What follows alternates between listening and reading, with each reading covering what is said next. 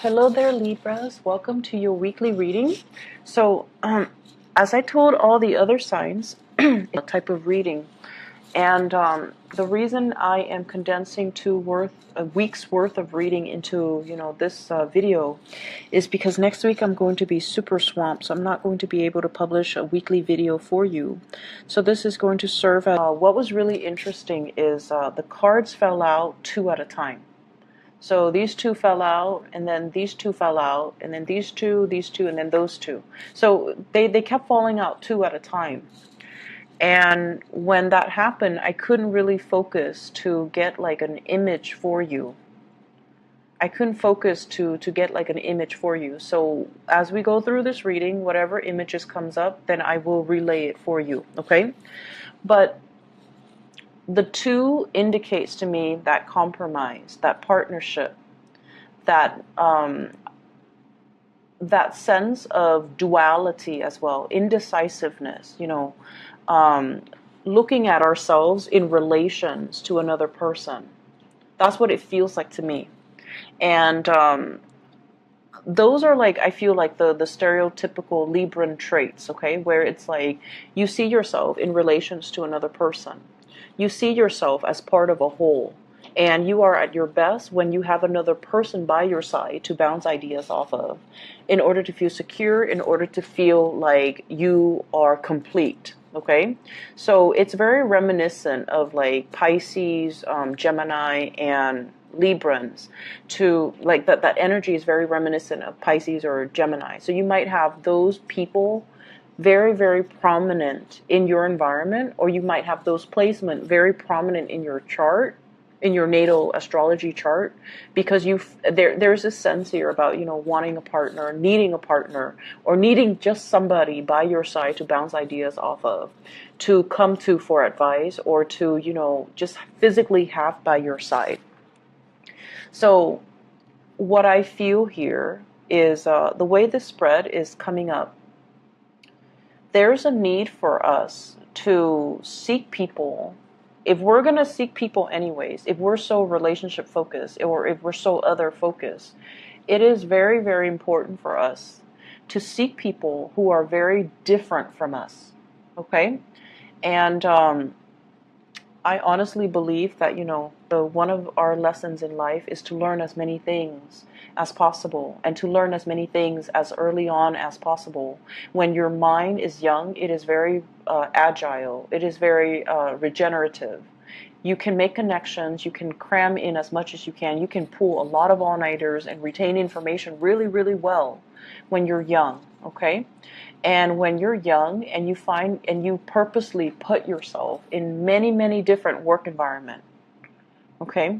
So like a year do this, another year try to do that, try to shift jobs as many times as possible, so that you get to know what environment is more suitable for you, so that you get to meet people, and that you get to put yourself in a myriad of situations and learning environments, so that you're exposed to as many things, different experiences, different circumstances, different belief system as possible.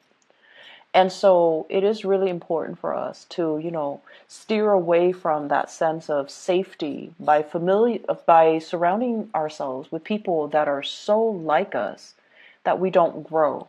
So aim for more partners or relationships or people that really challenge you, that really sometimes oppose you, that will really bring out that sense in you where you're just like, I disagree, and here is my perspective or my take on this situation. Putting yourself in those situations will kind of encourage you or force you to defend your beliefs. And through the process of exchanging our belief system with another, we might realize, wow, my belief is not very solid and secure to begin with. Maybe I need to adopt a new belief system. And through the process of defending our beliefs, it strengthens our resolves about our belief system. It makes us feel, if we can defend something, it makes us feel a little bit more sure about ourselves. It makes us feel a little bit more sure about what it is that we truly, truly, truly believe in. So, a life of adversity builds character. So I definitely feel like, wanting to surround yourself with new people, different people, and not only different and new, but people that see things from a different perspective.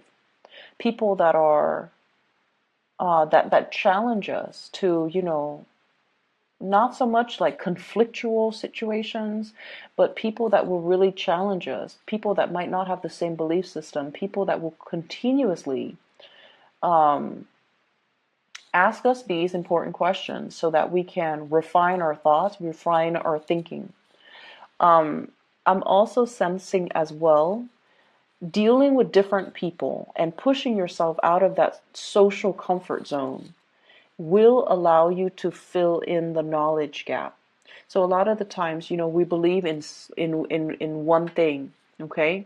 And we will cherry pick the examples that we use, or the information that's available out there to corroborate that one thing that we believe in. It's cherry picking. And most of us, fall into that fallacy. And so this message for many of you, I feel it is about doing the necessary research in order to fill in the knowledge gap, doing it the right way, doing it the proper way, not just cherry picking data or information and then glossing over the information that, runs counter or is contrary to what it is that we're trying to persuade people on, what it is that we're trying to tell other people. So I feel here the need to be very, very fair and see things from both perspectives for you guys so that you can refine your thinking, so that you can fill in the knowledge gap, so that you can understand, okay, maybe I was wrong with this belief and I need to switch over. But before I switch over and abandon my previous belief system, I need to do my research to make sure I know where I stand. And the reason I harped on this was because, the cards fell out two at a time.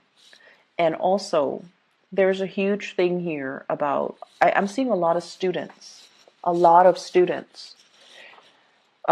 you're going through some type of a training situation, and I feel almost like some of you, and not all of you, but some of you, you're just like, I already know this. Why are they giving us training on this? Why am I forced to sit through this? Why am I being taught something I already know? And I almost feel like that mentality, will will be to your detriment. Okay? So I feel like there's a way that you're doing something, and that's like your go-to process. Like you've already got it down, and you're just like, I already know what I'm doing. All these people, they're wasting my time. They don't know what they're talking about. But it is something that you have to do. So some of you, for example, you're going to school to get a degree. And a lot of people nowadays, in order to land a very good job, we need a combination of experience, real life work experience, as well as degrees and diplomas.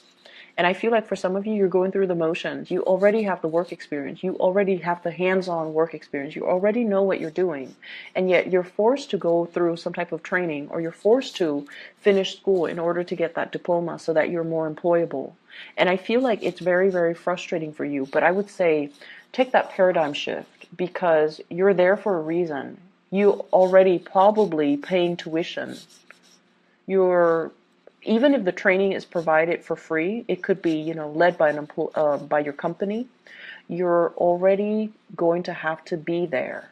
Make the most of it.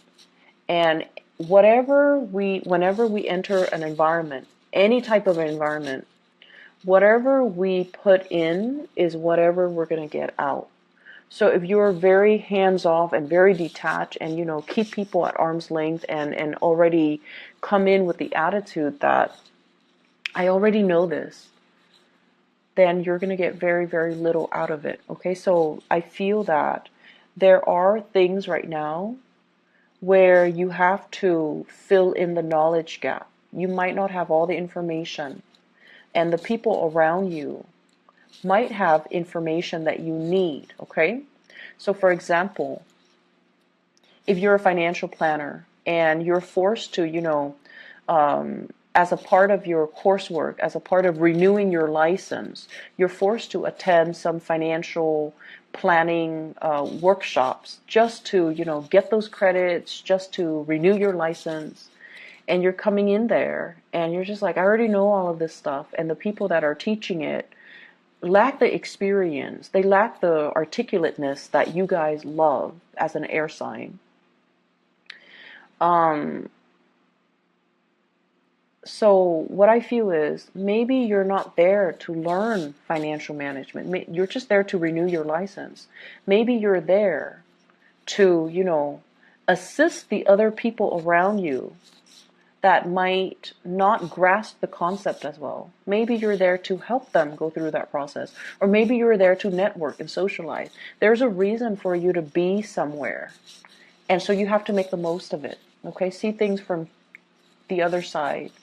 And there is a thing here about, I'm seeing a lot of students once again, and there's some information that you feel you're missing, some very, very vital piece of information. And I see some of you obsessively reading up on it, doing a lot of research. And you're just like, wait a minute, this research is not available out there.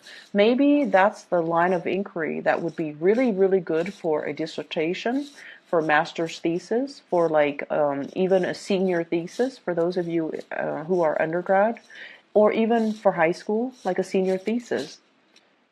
If there is a question, a very pertinent research question that you feel the literature doesn't exist out there as it relates to this one question, maybe that's something you can explore so you can chart new territory so that you can, maybe your thesis or your master's thesis should be, why isn't there literature on this really, really pertinent topic? Okay, filling in the knowledge gap. And that's what I'm seeing happening here for the next 2 weeks, which is really weird because there are a lot of students here, but type of a big project, and you feel you might not even be a student, you might just be working, and there's a large project that you're trying to finish up or you're working on, and you feel like some pertinent information is missing and you're not able to find the data, you're not able to find the information. And so you might be spinning your wheels a little bit. Okay, maybe that is an area worth exploring for some of you. Aside from that, what I do feel is I have somebody in your environment, like this is somebody that is younger than you, and I feel like they're very, very interested in you. And they try to ask you, like, hey, do you want to do this? Do you want to do that? But it seems like you guys are deferring to work or deferring to your hobbies in order not to socialize. So this is like some of you, classmate, others a friend, others a colleague, and then for others, it's somebody you're in some type of a, I see like, they have reached out many, many times. You want to do this? Do you want to do that? And you're like, I'm busy, I'm busy, I'm busy. And you are not looking at them, I feel, when you're saying this. And I feel like they have initiated many, they have asked you many times, you want to do this? You want to do that? And the answer was always no. And I see somebody who's just like, I can't embarrass myself anymore. I can't just keep doing this because they keep rejecting me. And I almost feel like if this person told you, hey, I really like you, do you want to get coffee with me? Your answer would be different.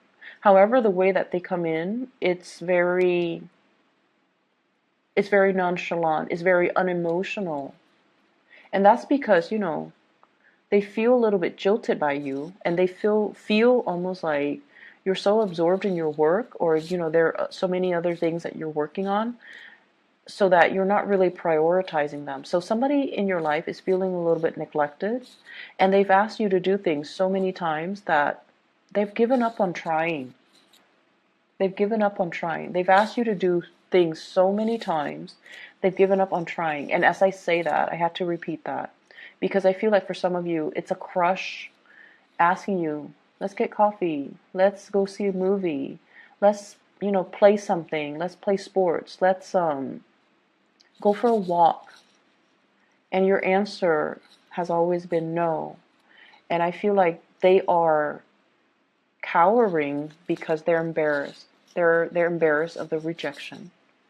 And also, when somebody reaches out and we don't, look them in the eyes and we just tell them, no, I'm busy, it hurts. It hurts on a very, very deep level. And I feel they're hurt, and I feel they still look at you. If you made a move on them, they would be so happy. They still look at you. They're still interested. But it's almost like I have to, look elsewhere because this person is probably not interested in me. This Libra is probably not interested in me. And I'm too embarrassed right now because they've turned me down so many times and I can't put myself through another rejection. Okay? So you've got people here that are really eyeing you, Libras, and they see that you're a hard worker. They see that you are somebody who's very serious. Like your energy is coming in very serious for the next 2 weeks, and they're trying to get your attention. And there's a lot of fun to be had, but you're busy. Some of you are working overtime, and some of you are just trying to make extra income. So you might be dabbling in a lot of different activities in order to make ends meet. And hence, I see a lot of students. But either way, that's what I'm sensing. And I mentioned something earlier, and then I got sidetracked. The phrase that I repeated earlier, and I apologize, I'm a little bit scattered in your reading. The phrase that I mentioned, and I repeated, was they've asked you to do something so many times that they're tired of trying. Okay? For some of you, this is somebody who is a little bit nagging, is what I'm sensing. It's somebody that is like, do this, do that. There are conditions. There are like rules and conditions imposed upon you. And this is somebody that's like, they're never satisfied. They're always nagging. I see a really big nagging energy. And I feel like they could be somebody who is a little bit manipulative. They're a little bit manipulative. They know how to get you to do things by distorting the story, okay? Can you get me that? My stomach hurts and I can't walk all the way over there just to fetch it myself. Can you get it for me, please? Like that. Playing on your weakness, playing on your kindness, or they're manipulative. I have the High Priestess in the reverse and the Magician in the reverse. When these cards are in the reverse, it's manipulation. Using something to our advantage, but not for a very good reason. Not for a good cause, okay? So you want to be a little bit careful. I feel for some of you, this could be family members, unfortunately. I feel like it could be family members, somebody who's trying to get you to do something by distorting the truth, or they're telling you like, they're telling you, oh, can you take my dog to the vet? Because I'm sick. I'm in bed and I'm sick. I can't take my dog to the vet. Can you help me? And then you find out that, you took their dog to the vet and you said your goodbyes, and you find out that, so let's say it was Saturday. Saturday they went to the movies. So I feel that you know who this is and you need to distance yourself. There might be some information coming to light about this person and their deceptive behavior, where they are opportunistic. They're trying to tell you to do something and they're distorting the truth in order to get you to do things. And then I'm also seeing as well, you want to be careful when it comes to measurements, and you want to be careful when it comes to not spilling things. If you're cooking, if you're serving things, if you are mixing things, blending things, be very, very careful. So I feel like somebody is also, and Librans are typically very, very organized and very neat. But I feel like you might be dealing with someone who's a little bit on the sloppy end, and you're trying to, you know, tell them to, clean up your act or be less messy, or, learn to clean up after yourself, learn to be a little bit more tidy, be a little bit more organized. And I'm also feeling as well, some of you, there might have been a past person, somebody has left the picture, and you are burying yourself in work in order to forget, in order to distract yourself. You're also happy, I feel, with work, but you're burying yourself in work in order not to think about this person, in order to keep busy, in order not to go home and look around and be reminded of this person. So I feel like it's definitely, a love relationship, okay? And then for many of you, you're a little bit of a workaholic for the next 2 weeks, and there's nothing wrong with that, because you're trying to get ahead in your career, because you're trying to publish data and information, because you might be trying to make deadlines. But I feel like there's a sense of like, I need to be productive. I need to excel. I need to produce something. And if I keep, working at it, chugging away at it, or plugging away at it, produce something, produce written work, produce like results, produce statistics, produce a dissertation, produce like a master's thesis even, or like some type of an essay or something that is up for public scrutiny. If I keep producing, it's going to really enhance my professional image and my career and my prospects. So there is a big push for you as well to, be a workaholic and to challenge yourself and to do all the work that is necessary for you, and then others, trying to forget a situation, a person from the past, and you're overcoming it through burying yourself, doing some type of a work. I see like shutting yourself in your office, shutting yourself in your home, trying to get things done, okay, to get things done so you're not distracted, so you're not, so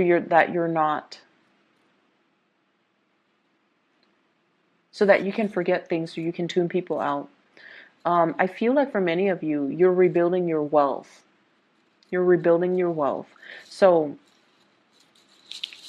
I feel almost like some people growing up with parents or in households, grandparents, or with parents who are extremely wealthy.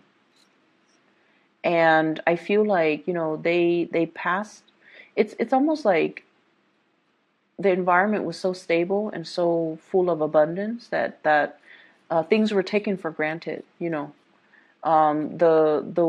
The knowledge on how to accumulate wealth was never passed down. It's like you either had like really, really successful parents or grandparents, and they knew how to make money work for them. They didn't slave away. They didn't have to work hard. They're just very business or, financially very savvy. But the knowledge, the ways to make money and to generate the money and to make the money work for you, it was never passed down. And I feel like you're at a point where you can definitely ask, and they won't hide anything from you. But I almost feel like you're trying to do it the hard way to generate wealth, and you're reinventing the wheel when you could easily reach out and ask, like, how did you do that? How did you accumulate, so much property when you at such a young age? What is your secret? What is your investment secret? So I feel like there's a conversation here about finances that can be had with, people that are successful in your life without you having to do the legwork and to reinvent the wheel. So it's like doing things the smart way rather than the hard way. Okay? The past person from the past person in the past, excuse me, I'm so scattered with your reading, I'm so sorry. The person from your past, there is a cycle that has closed out. Somebody, I feel, is residing at a large distance or long distance. Somebody's residing far away. Somebody is, transitioning into a new phase in their life. Somebody has left the picture, And I feel almost like I see some of you reading, like rereading old text messages, rereading old emails from this person, looking at pictures of this person, but more so the contact, the communication, and yearning for this person. And I feel some of you might be in a position where, it could be that one person that I mentioned before, where they asked you so many times and they've been turned down so many times, and now they're embarrassed. And so you're wondering, and you're wondering, like, are they going to come back in? Are they going to ask me again? Right now I'm free. And they're not coming back in. So reach out to that person. If somebody asks you twice or 3 times, they're definitely very, very, very interested. And, time could lapse. Time could like elapse between, the times that they asked you and the last time that you said no. But I feel like if somebody asks us to do something, right, 2 or 3 times, you want to get coffee, you want to get lunch, you want to go for a walk, there's definitely still interested in you. And so reach out. Reach out for that communication. Don't bury yourself in work trying to forget. Don't be so caught up and wrapped up in things where you might be ignoring, offers and people that are actually really, really good for you. Okay, people who are sincere with their feelings, people who want to take care of you, and people who have your best interests at heart. Okay, so step away from a situation if you find yourself with like a creative block or like a mental block where you are not able to proceed with like some type of a writing project, or you're not able to solve a specific problem. Step away from it. Maybe take up that offer for coffee. Maybe take up that offer for a walk, and do those things to clear your mind so that you can come back and look at a situation with, a fresh pair of eyes. Okay? So I hope the reading is helpful for you guys, Libras. It is a pleasure to connect with you guys. Do the very, very best. Take care.